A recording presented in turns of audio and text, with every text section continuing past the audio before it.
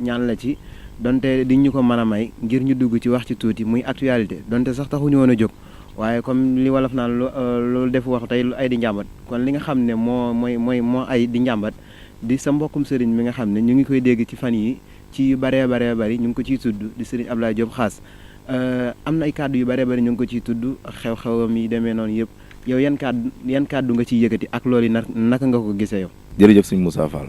gis nga mbirum sëñ Abdoulaye Diop Khass ak mboolem ñi mel ni moom rek te dox ci xam-xam ak mu baax ak xetil doomu aadama yi ñooñu ñëpp dañ leen a war a ñaanal dañ leen a war a jàppale su ko jaroon sax wala suñ ci àggoon sax état dafa war a am lu mu leen war di fay loo xam ne dañ leen koy jox ngir xettali gi nga xam ne moom la ñuy xettali jaam ñi ak itam ñi nga xam ne dañu am njàqare di leen seet si sëñ Abdoulaye Diop Khass ni nga ko waxee miinante wuñ loolu waaye nit la koo xam ne mën nañoo seere ci moom ne nitu yàlla la nit ku baax la borom xam-xam la bëri na nag lu waaye di wax loo xam ne ñaari kiñaan moo la ci yóbbu xam nga am na ñoo xam ne buñ sañoon ñoom rek ñooy doon ay sang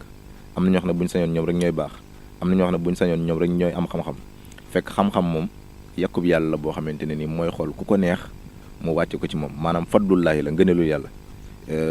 yàlla mooy borom ngëneel loo xam ne mooy jox ngëneelam ku ko soob mooy jëlee ngëneelam ci ku ko soob tamit jox ko ko soob yulu ju leele fi nahaar wa yulu ju nahaar fi layli mooy jël guddi tàbbal ci bëccëg mooy jël bëccëg tàbbal ci guddi kon mooy jël xam-xam di ko def ci ku ko soob moo tax wax ci bëri ñaari su ma koy dégg rek dama koy jàppee waxi ku iñaan wala waxi koo xam ne ki ngay waxal jëflante woo ak moom ba xam ko waaye daal ak lu ci mën a am ñu ngi koy ñaanal suñu borom aar ko te tamit suñu borom dana ko aar ndax li muy def xam-xam la mën na ko te itam mu ngi ciy dimbali jaam ñi kon képp koo xam ne yaa ngi mel ni moom rek dama ko tudd rek ndax moom mooy actualité bi waaye képp koo xam ne mel nga ni moom ci jaam ñi rek la ngay def xamal ne yàlla nga koy defal te itam lu nit ñi wax liñ naan gaynde gu bëgg a naan cib déeg mbott yu ngoox du ko teree naan kon loolu rek lañ koy digal di ko wax ne kon nëwéy te xam ne li muy def ñu ngi ko ci ñaanal te itam lépp loo xamante ne ni fitna la wala ay la bu jëm si ci moom suñu borom dana ko fegal ndax ñi nga xam ne dañoo bëgg a fay leerug yàlla ci ay wax ay kooku ñooñu alxuraan nee na fay gi ñu ko bëgg a fay ci ay làmmiñ maanaam làmmiñ dund ne mooy fay lamp bu yàlla boo fekkoon te lamp courant bu tàkk rek ëf mënu koo fay waxuma laa nag